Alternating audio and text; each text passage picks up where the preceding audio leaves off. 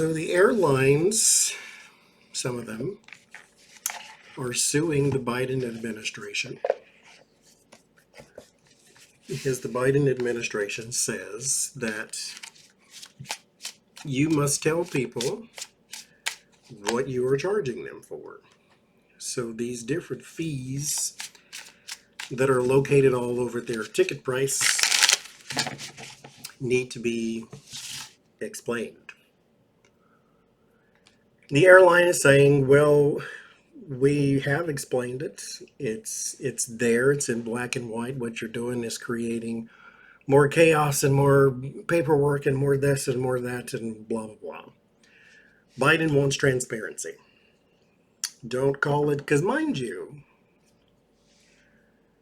in my different jobs that I have had, a lot of the things on a person's receipt or on a person's final bill are not explained, or you have no idea what it is. The city or the state charges the phone company for basically being a phone company. The phone company takes that charge, chops it up, and puts it on your bill. A lot of the things that are imposed upon companies, they just take it and they put it onto the consumer.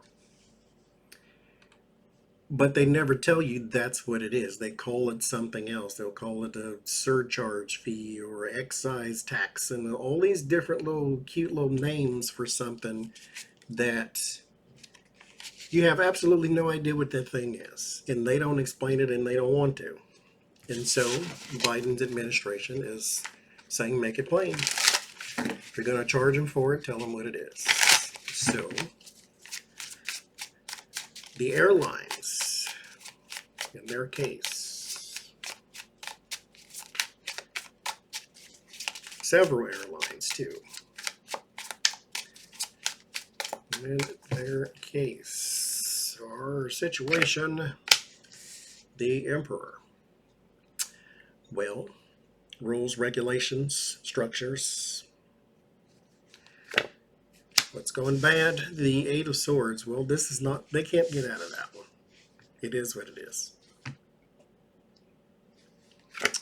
What's going good? The Ace of, you can still charge. The money is still there. So it's not that though the charge is going away. They're just going to have to make it a little more plain as to what the charge is, instead of hiding it in jargon or something of that nature. Timing, Seven of Wands, they're going to be defending this thing, so this is not something that's going to go away overnight.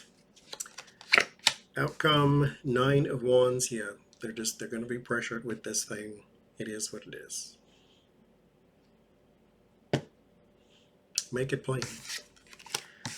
Why are you fighting this? Make it plain. Okay. The FAST Act, speaking of lawsuits.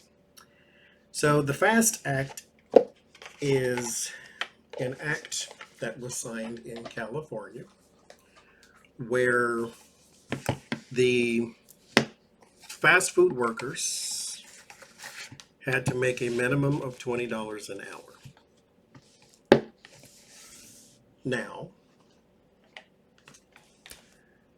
there are a lot of fast food restaurants that we have to keep in mind are not owned by McDonald's, they're franchises, so they're owned by some random guy somewhere or random woman somewhere. And those are the people who have to foot the bill for the employees, not the corporation McDonald's. I said this, 1,000 years ago. $20 an hour is a cute idea. But as a person who's worked retail forever, what happens is they will pay you $20 and then give you 20 hours instead of 40. They'll pay you $20 and then take away your benefits because you're no longer full-time. They'll pay you $20 and then only hire 3 of you instead of 8 of you. They have to, they don't have to, but they're going to make up the cost somewhere. Nobody is that benevolent. And so What has happened? What has happened now is these restaurants have raised the prices.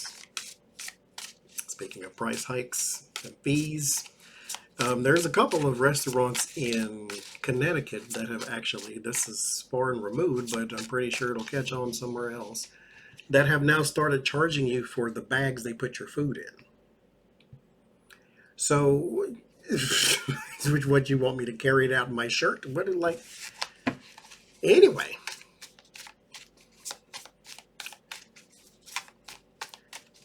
the raising of the prices, though, has now had some kickback from, or negative feedback from the consumer saying doubling the price is not necessary.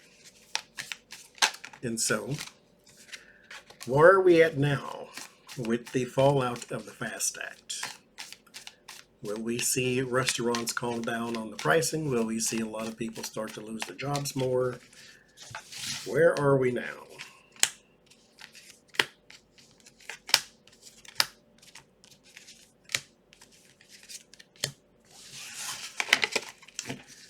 Where are we now?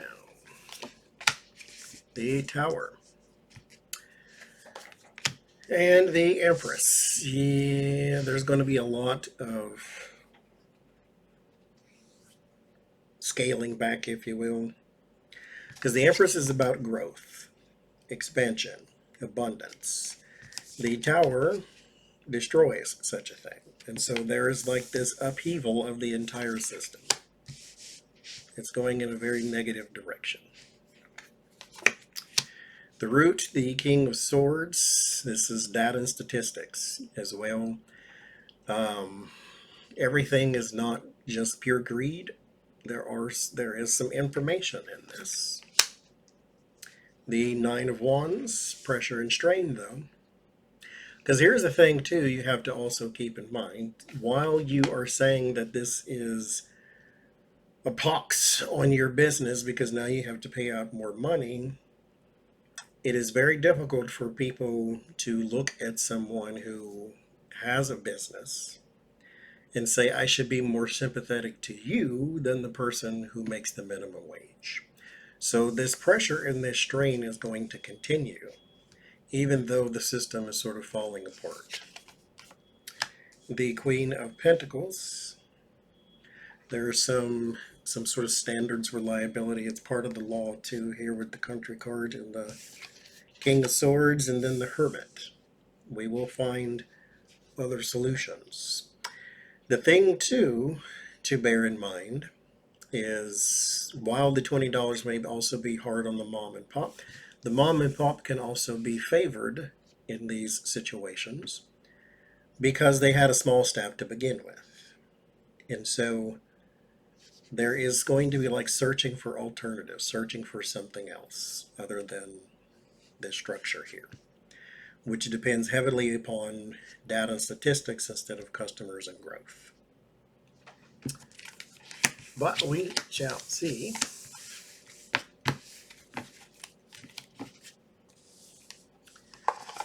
All right, one more here.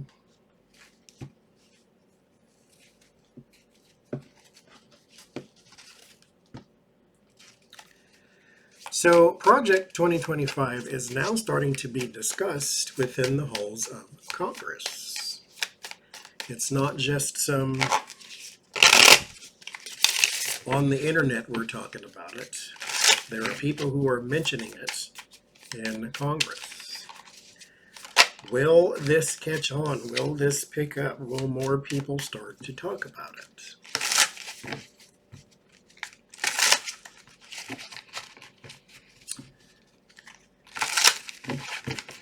Let's see.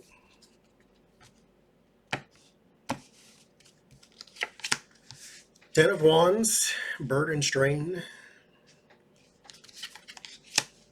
The Seven of Pentacles. Yes, there's some, I don't want to call it reluctance, but we're dragging the feet here. Seven of Pentacles is assessment. Like, they're still looking things over, but it's taking an inordinate amount of time, and maybe there's the Ace of Pentacles. So an opportunity will present itself. But we're burdened by timing here. Knight of Cups, not the greatest of signs, not the worst either. Knight of Cups means that yes, there will be some conversations, I believe, but they're very superficial. We're not talking about investigations and then doing something. We're just talking, basically. The Two of Cups and then the Five of Swords. This gains a little steam and then it starts to fizzle out. You need partners. Two of Cups is about deals made. You need partners that will shoulder some of the burden. This can be done if it's done together. This cannot be done if you're just going to have a conversation and make it look cute. So yes, there will be more conversations, but it fizzles out. But this can be changed too, so we shall see.